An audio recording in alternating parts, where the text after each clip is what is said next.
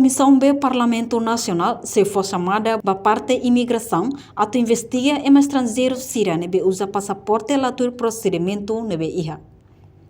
Deputado Comissão B, David Dias Simenes, jornalista televisão Timor-Post, terça-feira ne Katak, karek ema estrangeiro ruma, nebe hetang ona nacionalidade Timor-Nian, li husi kaben kahur, ho ema Timor, significa siratur procedimento, mas be karek sira hanesang negociador, maka usa passaporte Timor-Nian, e dane crime não precisa investigar.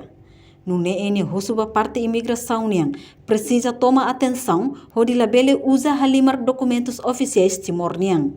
Timor niang tanya holamani Timor mane kar passaporte Timor tama hola fetu Timor.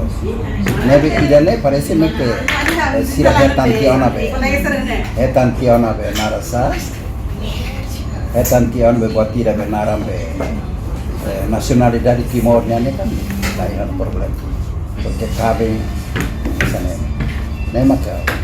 e depois iremos ver a nacionalidade para tuir testing, tuir exames, ver se a cara se cara e daí antene tuir procedimento,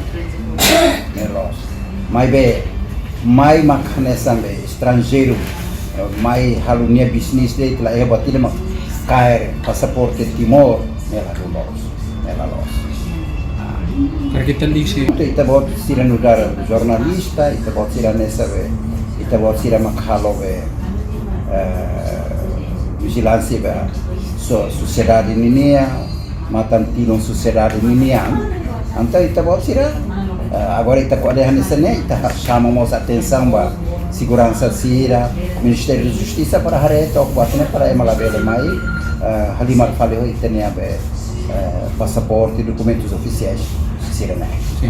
Porque abang bairua misalnya ini ayah korung, mas quando korung é a minha foto para depois chamar atenção e ter governo pode atuar sobre haretok quando news be migração cara migração tem que arela buat problema sih nesse lembrar tem que com atenção macas para label musuh pada buat sih.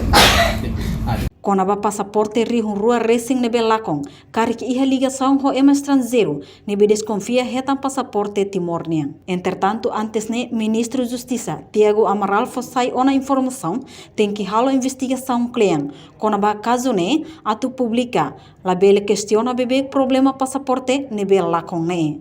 Reportagem da Fátima Televisão Timor-Post.